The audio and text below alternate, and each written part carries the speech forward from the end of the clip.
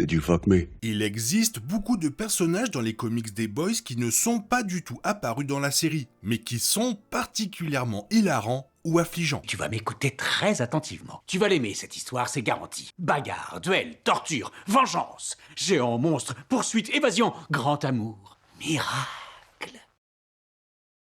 La série est officiellement terminée, du moins la partie de la franchise basée exclusivement sur les comics de Garth Ennis. La saison 5 de cette satire de super-héros a introduit une poignée de nouveaux personnages issus de la série de romans graphiques, s'attaquant ainsi aux super-héros et autres des comics qui n'avaient pas encore eu droit à une adaptation en live-action. De nombreux personnages des comics n'ont pas fait leur apparition dans la série, principalement des super-héros qui, il faut bien le dire, ne sont souvent que des clins d'œil humoristiques à des héros célèbres d'autres univers. Toutefois, certains personnages notables des comics n'ont jamais eu la chance d'être mis en pièces par Anthony Starr ou réduits en bouillie par Karl Urban. Certains n'ont pas eu la chance d'être adaptés parce que ce qu'ils sont et surtout leurs actions sont trop horribles pour être vus dans une série. Alan Blake, un petit bureaucrate de l'univers des Boys, est le chef de cabinet du vice-président Victor Neumann, remplacé plus tard par Gary Godfrey. Homme à tout faire ordinaire, Alan Blake finit par être submergé par le stress de son travail. Il décide de mettre fin à ses jours, mais manipule mal son fusil et se rate, le laissant mentalement handicapé. La série aurait gagné à intégrer davantage de personnages humains, en dehors de l'équipe de Butcher, et l'arrivée de Alan aurait été un excellent ajout.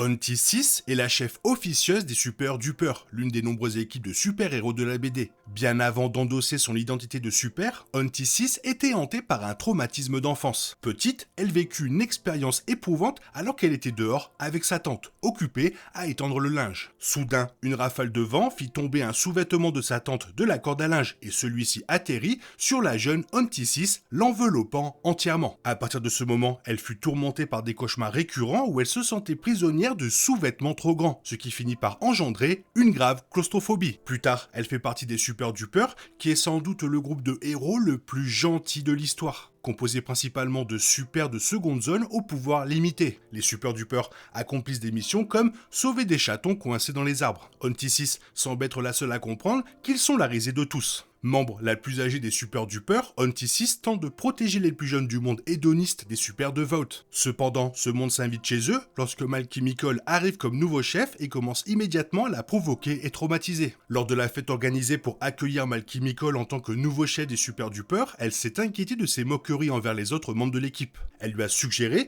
de se joindre à eux en patrouille, espérant ainsi détourner son attention, mais cela n'a fait qu'attiser ses railleries. À contre-cœur, elle a contacté Vought américaine pour signaler son comportement. Mal Chemical a rapidement appris sa plainte et l'a averti que de tels rapports pourraient compromettre ses chances de réintégrer l'équipe Titanic. En réponse, elle lui a sévèrement conseillé de se tenir à carreau, puis s'est éloignée, refusant toute confrontation supplémentaire. Plus tard dans la nuit, Bobby, tourmenté par un cauchemar, est resté éveillé tard. Cherchant à le réconforter, elle lui a confié le cauchemar de son enfance. Alors que Auntie 6 se détournait de Bobby, la vérité a éclaté. C'était Mal Chemical qui se faisait passer pour Bobby depuis le début. Dans le repère des Super Duper, Mal Chemical, dissimulé sous l'apparence d'une culotte géante, se cachait au plafond. Il atterrit joyeusement sur elle, semant la pagaille. Suite à ces événements, Auntie 6 disparaît complètement des comics.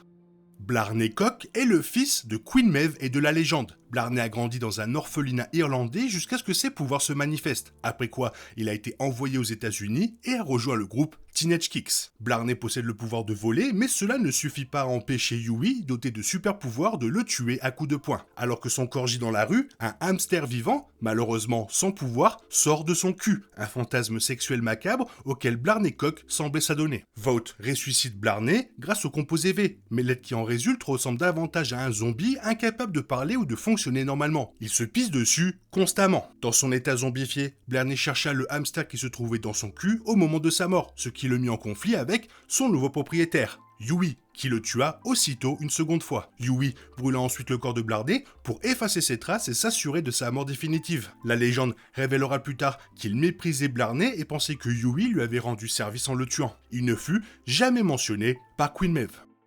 Critter est un membre des G-Men à l'allure de Sasquatch, partageant la même haine des humains que le reste de l'équipe. Il y ajoute une pointe de racisme et d'homophobie manifeste. Critter est entièrement recouvert de longs poils bruns et possède vraisemblablement une force surhumaine à la mesure de sa taille. Il semble également être l'un des membres les plus anciens des G-Men, ce qui signifie qu'il est à la fois plus au courant de la sombre histoire de l'organisation que la plupart des super. Il aurait également subi des abus sexuels et un lavage de cerveau de la part de Godolkin, afin de le contrôler et de le maintenir sous son emprise, comme ce fut le cas pour ses camarades. Son rôle au sein des G-Men semble avoir principalement consisté en des tâches administratives, telles que l'enregistrement des nouvelles recrues et la supervision de la sécurité, un rôle qu'il détestait profondément. Critter faisait partie des agents du FBI et des équipes associées massacrées par l'armée de Red River sur ordre de James Stilwell.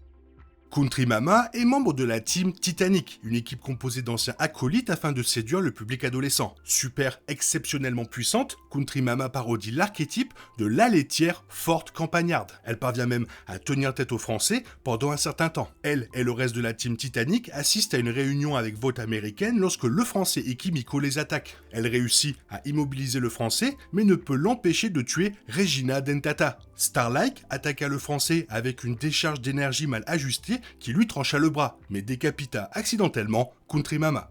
5-0 est l'un des premiers membres des G-Men, une secte hédoniste et dérangée à tendance sexuelle se faisant passer pour une équipe de super-héros à la X-Men, composée d'orphelins, de fugueurs et de jeunes enfants. Comme beaucoup de G-Men, 5-0 a été kidnappé par Godolkin, soumis à un lavage de cerveau, agressé sexuellement et entraîné pour devenir un membre loyal de l'équipe. Adulte, 5-0 est froid et robotique et ne respecte personne, pas même Godolkin. Son costume et son comportement sont inspirés de ceux d'un policier. Sa vision laser et son attitude condescendante sont des références évidentes au personnage de Cyclope des X-Men. Groundhog joue un rôle important dans un épisode de The Boys Diabolical, mais est par ailleurs quasiment absent de la série, hormis une brève mention de son nom. Inspiré de Wolverine, Groundhog est un super-héros grossier et vulgaire, membre des G-Men. Le composé V lui a donné des excroissances en forme de marteau à la place des mains, mais a aussi détruit la majeure partie de sa capacité à parler et à penser rationnellement, le transformant en une sorte d'animal sauvage. Malgré ses facultés mentales limitées, il est extrêmement loyal envers Godolkin et les G-Men, et est même promu chef d'équipe. Sur le réseau Vote News Network, Cameron Coleman rapporte que Groundhog a été admis au Centre de bien-être mondial de vote pour lutter contre son alcoolisme pour la 5e fois, après avoir agressé plusieurs policiers près d'un bar local à Chicago. Jack from Jupiter est un personnage important des comics, mais il est totalement absent de la série, remplacé par plusieurs personnages qui reprennent différents aspects de sa personnalité et de son évolution. Jack fait partie des 7, mais son apparence étrange et l'absence de pouvoir majeur le relèguent au bas de l'échelle du groupe. Jack n'est pas aussi malveillant que certains autres membres des 7, mais il a tout de même ses travers. C'est plutôt une célébrité superficielle qui ferme les yeux sur les méfaits du groupe. Lorsque Terreur est tué, Butcher accuse à tort Jack, ce qui entraîne une agonie prolongée pour ce dernier, poignardé par Butcher. James Stilwell est le principal antagoniste de la bande dessinée des Boys. Bien qu'il n'apparaisse pas dans la série, il est incarné par deux personnages importants, Madeline Stilwell et Stan Edgar. Dans les comics, James Stilwell est un cadre dirigeant de haut rang chez Vote American. Froid et calculateur, Stilwell n'hésite pas à mettre des vies en danger pour le profit de l'entreprise. Même lorsque le protecteur le menace de mort, James garde son sang-froid et survit. Cependant, son perfectionnisme exacerbé causera sa perte. Lorsqu'il inspecte la nouvelle équipe de Super après la chute des 7, il réalise que le composé V est un produit imparfait, remarquant l'érection d'un des membres, signe de sevrage, et sombre dans la folie, honteux de l'incompétence de son entreprise. On le voit pour la dernière fois errant dans une plantation d'ananas et citant Adam Smith, ayant perdu la raison. She-Emote est une super imposante et musclée, à la peau bleue et arborant une grosse bosse dans le dos. Connue pour sa libido débordante, elle participait avec enthousiasme aux soirées Erogasm et était autrefois une amie proche de Queen Maeve, bien que les deux femmes semblent s'être brouillées par la suite. Après le départ de la torche des 7, Jack from Jupiter et A-Train envisageaient de recruter She-Emote pour la remplacer. Elle partage souvent la vision du monde du protecteur, soutenant son projet de quitter Vote américaine et n'hésite pas à lui porter secours à la Maison Blanche pour combattre à ses côtés. Dans les comics, la parodie du Doctor Strange de Marvel s'appelle Docteur Pécouliard. Au lieu d'être un grand sorcier, Docteur Pécouliard est en fait un proxénète et trafiquant de drogue de haut vol dont les super pouvoirs restent un mystère. En plus de ces deux autres activités, Docteur Pécouliard gagne sa vie en volant des secrets aux super avec lesquels il couche, des secrets qu'il revend ensuite aux plus offrants. Butcher et les Boys l'utilisent pour obtenir des informations et faire chanter d'autres super. Malgré son rôle important dans la BD, Docteur Pécouliard n'apparaît jamais dans la série, si ce n'est dans deux furtifs clins d'œil. La mini-série de comics dérivés, The Boys Dear Becky, mettait en scène un super dont le personnage était bien trop perturbant et inapproprié pour une adaptation en live-action. Kid Sup, une parodie du héros d'ici Shazam, est un garçon de 10 ans capable de se transformer en super adulte en prononçant un mot spécifique. Sous sa forme adulte surpuissante, il agressait sexuellement des femmes. Les Boys ont réglé le problème de Kid Sup en lui coupant la langue alors qu'il était encore sous sa forme enfantine, l'empêchant ainsi de se transformer à nouveau. Qu'un enfant commette des actes aussi abominables serait évidemment de trop. De plus, voir les personnages principaux mutilés graphiquement à un enfant de 10 ans les aurait rendus bien trop antipathiques et cruels. Le personnage qui a subi le plus de modifications dans la série est sans conteste Black Noir. Dans la série, 2 personnes ont porté ce nom avant d'être tuées. Or, le véritable Black Noir des comics était un clone du Protecteur. Black Noir l'a manipulé pour le pousser à une tuerie et ainsi atteindre son but, éliminer le chef des 7 s'il devenait incontrôlable. On apprend également que c'est ce clone, et non le Protecteur, qui a agressé Becky, la femme de Butcher, et causé sa mort. Jusqu'à la toute fin de la série, les fans ont spéculé sur l'apparition éventuelle de ce clone, mais cela ne s'est jamais produit. Supprimer ce personnage et cette révélation était une bonne chose, car cela diminuait l'importance et la menace que représentait le véritable Protecteur, du moins avec ses pouvoirs. Ce sont tous de très bons personnages et c'est évidemment dommage de ne pas les avoir eus dans la série. Toi, qu'est-ce que tu en penses? Surtout, quel est ton préféré ou celui que tu détestes le plus? Fais-le moi savoir dans la zone commentaire. Et sinon, comme d'habitude, bisous bisous, bye bye. T'es toujours là, toi?